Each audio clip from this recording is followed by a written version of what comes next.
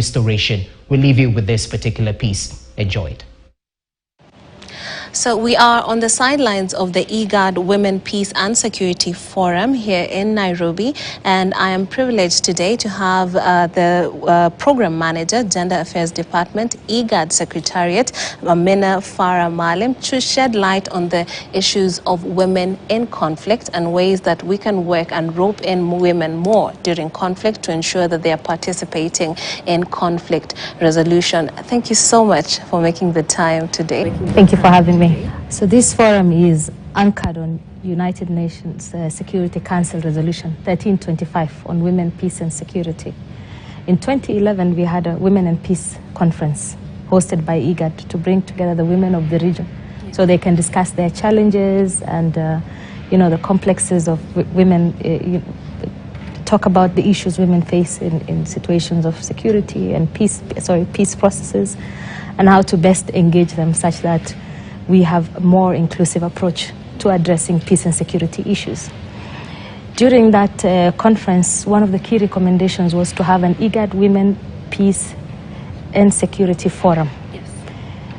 To have a more systematic, coherent, cooperative approach to addressing women, peace and security issues in the IGAD region for IGAD member states. And to also have a platform where they can share their challenges, best practices around that, and work together to have a more inclusive approach to peace and security. Well, someone might be listening at home and wondering why women as a section on their own. You know, conflict is conflict, it affects everyone, but there's this focus that IGAD is putting on women and their role in conflict resolution, prevention, and all the aspects of conflict. Speak to us about the gap that was there before these initiatives were set up. If you look at African cultures, naturally, across the continent, we are patriarchal in nature. Yes. So decision-making has always been seen as the role of men. And if you look at also, that also is very evident in our leadership, political leadership, and, structures across different positions of leadership, even in governments, in regional organizations, in continental organizations, even international in some cases.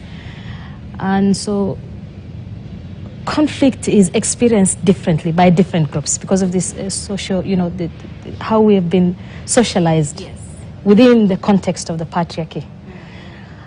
And what happens in most cases is that often the challenges women face are not really captured in these engagements. And women are not on it's their right to be on the table, to be able to be part of these processes and these decisions that affect their day-to-day lives.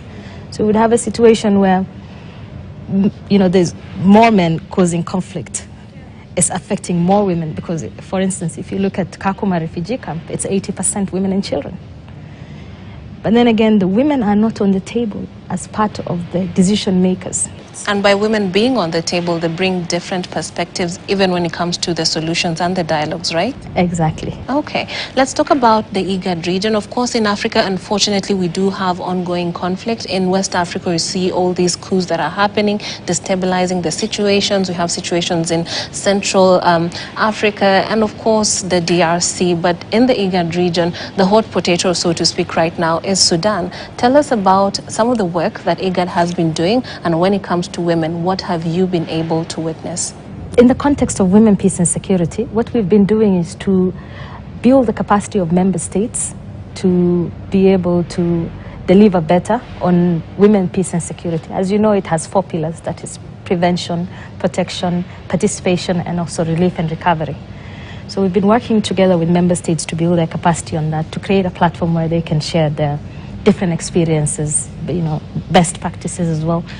We have specifically in the Sudan conflict, we are now currently working together to bring women and the media later this month to just shed light on the challenges the women of Sudan are facing.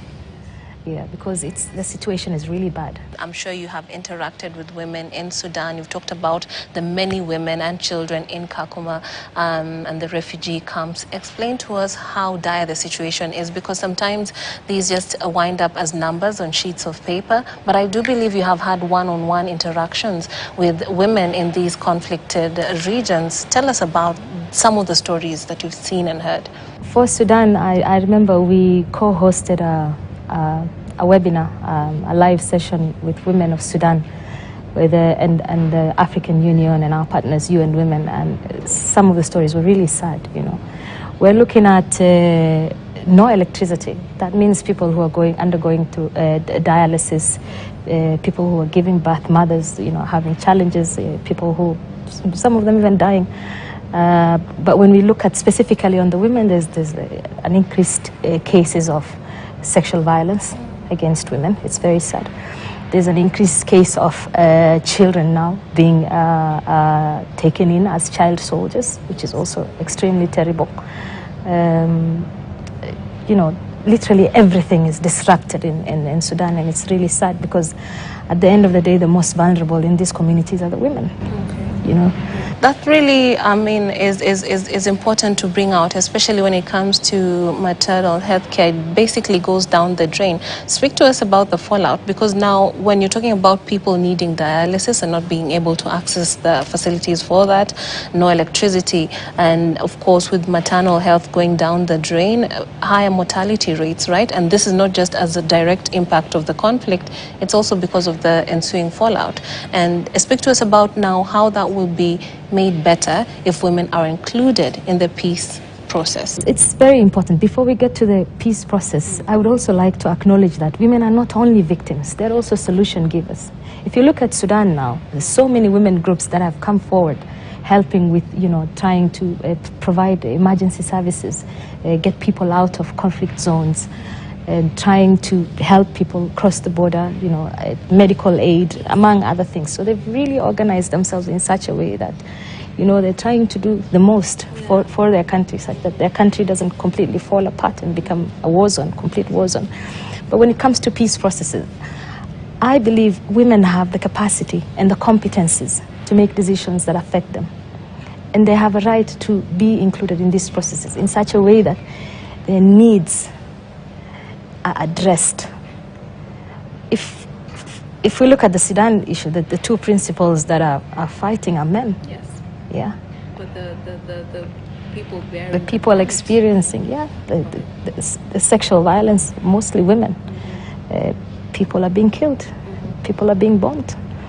And, you know, that really just devastates the entire societal fabric and structure of that community.